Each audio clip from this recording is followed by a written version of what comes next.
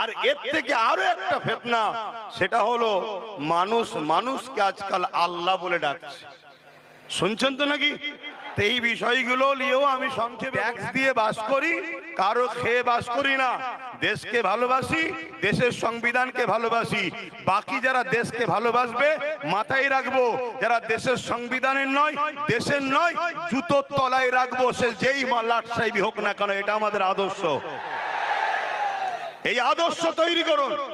সে যে ভিআইপি হোক না কেন, যে আমার দেশের নয়, সংবিধানের নয়, সে আমাদের জুতোর তলায় থাকবে। রাজি আছেন না নাই? হ্যাঁ, দেশের ওপরে কেউ নয়, সংবিধানের ওপরে কেউ নয়।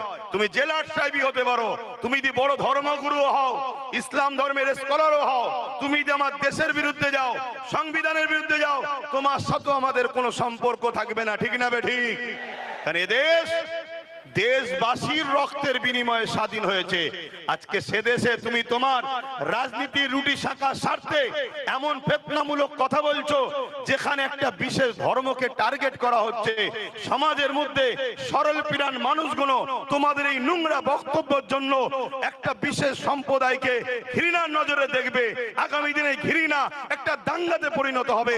এই দাঙ্গা একদিন দেশকে টুকরো টুকরো করে দেবে। অতএব দেশকে বাঁচাবার স্বার্থে এই দাঙ্গাবাজদের বিরুদ্ধে আমাদেরকে কঠোর হাতে লড়াই করতে হবে। রাজি আছেন? হাত তুলে বলুন রাজি আছেন।